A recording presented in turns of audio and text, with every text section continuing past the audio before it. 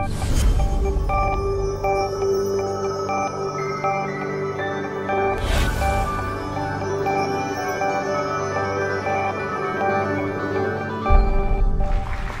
always was interested in how we think and why.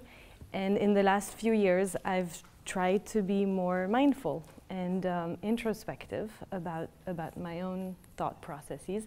And in observing them, I noticed that I wasn't the model of rationality that I had hoped to be. So in the spirit of the theme of today's conference, Off the Record, I wanted to share some of my biggest blind spots and the mistakes that it led me to make, and try and spare you similar setbacks. So just quick context, I've been on a mission for the last 2 years to change the way we think about food. I had worked in the industry for 4 years, and I was really fed up with the food that I saw in supermarkets, decided I had enough content experience to try and change the way we do things, so I just went for it solo. I didn't evaluate alternative startup ideas. I had a mission, I went, and this gave me a lot of flexibility, speed, but it also was very difficult to start on my own, and I made a lot of mistakes. And when I look back on it, the mistakes that I made that really were the costliest were not they were the ones that could have been most easily avoided, really. They were the ones where I should have known better. They weren't the times when, oh, I really don't know what to do, there's so many unknowns, what should I do? They were the times when I just sort of went for it very narrow-mindedly, and it took me much too long, 6 months, 1 year, to realize I had gone too fast and did something silly. So I want to first illustrate what I'm going to talk about with a very famous concept called the streetlight effect. So a drunk man lost his keys, and he's looking for them under a streetlight. And the policeman comes along and says, "What are you doing?" He says, "I'm searching for my keys. I lost them over there." And the policeman says, "So why are you looking over here?" And he says, "Because the light here is so much better." You see where I'm going with this. Our all-powerful mind thinks it knows better, and it blinds us from seeing reality as it is, and we become stubborn in our ways. And I call that a blind spot. So the TED appropriate term for blind spot is, I guess, a cognitive bias. So a systematic error in thinking that leads us to deviate from a standard of rationality or good judgment. And I'll use just a few examples from my entrepreneurial story to illustrate this shortfall. So the first is bias. Bias is when you have some natural tendencies from your experience, from who you are, and you sort of rely on them too much. You have a tool, you know how to use it, and you just use it over and over. And you do things that feel very natural to you, that you're good at, instead of doing things that your business most needs to succeed. So I like order and harmony. I come from management consulting. I like bullet points and processes. I went to business school. So I have an office bias. I spent a lot of time thinking through the details of my very small business, making sure it was organized and orderly instead of just getting out there in the field and selling my foods. And so whatever your bias is, be aware that you probably should be doing a lot of other things that you're not as comfortable doing, and go do them quickly. The second one is cheap shots. So if you're an entrepreneur, this is really tempting because you always feel like you don't have the time and you don't have the money to do it right from the start. And so you just try to get by, and you're overwhelmed by everything that you have to do. And so you make short-term decisions, and there's a little voice in your head that says, probably that one's not going to work out for so long, but that's okay, don't do that. Because essentially you're compromising on your vision.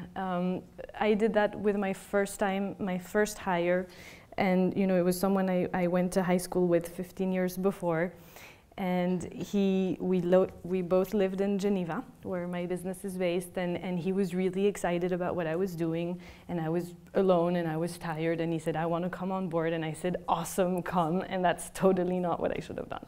I should have realized I needed help. I should have thought about, what kind of recruitment process I should put in place. I should have run a competitive hiring process, and instead I took the first person who showed up, and it didn't end up being the right fit, and we lost a lot of time. The third trap I fell into, this probably hurt the most, is denial. And denial is kind of like, if you think about it, it's kind of insanity, because there's all of these signs. I say, you know, signs that it's not going well, but your head is deep in the sand and you just ignore the fact that some things aren't working out because it's more comfortable that way. And when I eventually brought a team on board, it was a team of wonderful people, talented people. We worked well together. There was a really good team spirit, and we had good news. The business started growing, and quickly the needs of the business were very different from the types of profiles and skills that I had on the team, but I didn't realize. And so maybe some people are very lucid and they realize it, and they would have restructured the team. That also requires making some hard decisions. I sort of ignored it, and then problems started to emerge. Small ones at first, and then more frequent, bigger ones, and boom, silly mistake, one that really was so simple. We forgot to tell our logistics partner that our products were refrigerated. We lost a lot of products, a lot of money, a lot of sales. We lost 6 months in achieving our vision just because I didn't have people with hands-on practical food experience. So even if you're comfortable, get out of your comfort zone and make tough decisions. And the last one I'll talk about is fear. And if you're doing something that's new and you want to bring something new into the world, that's very scary. You're building something from scratch. And sometimes I wake up and I think, okay, am I crazy to believe that by whipping fresh vegetables with nuts and seeds and putting them in a pouch, which is what we do, I'm going to change the world? And probably I'm crazy, but that's not really, I think the better question to ask yourself is, how much am I willing to do to see if this will work? And once you set out to do something, you have to believe in it and you have to go all in, because the truth is you can only get so far by playing small. So fear is when you have a really big vision, but you're acting like a small timer because you don't want to take the risk. And taking risk or avoiding risk can be as meaningless as sending someone an email instead of calling the person to have more direct confrontation, but it can have much bigger impacts, like raising too little money, spending too little money.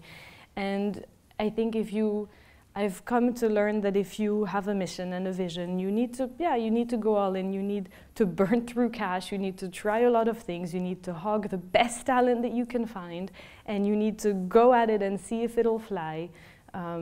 And for that, you need to be bold and be willing to lose people's money and lose your credibility and lose your time for the sake of learning and growing. So a few quick thoughts to close. The key message is, you know, your mind can play tricks on you.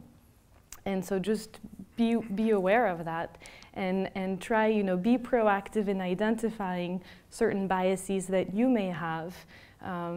Face the hard truths, don't hide from them, accept imperfections, you know, you mess up, that's okay, keep going, and surround yourself with people who hold you accountable. And so as a solo founder, of course, I'm more exposed to missing things, but I think even groupthink has led to really poor decisions in the past, so you always have to stay on your toes, especially if you're going to want to change the world and do something new, bold and crazy. Enjoy the ride for real and with your eyes wide open. Thank you.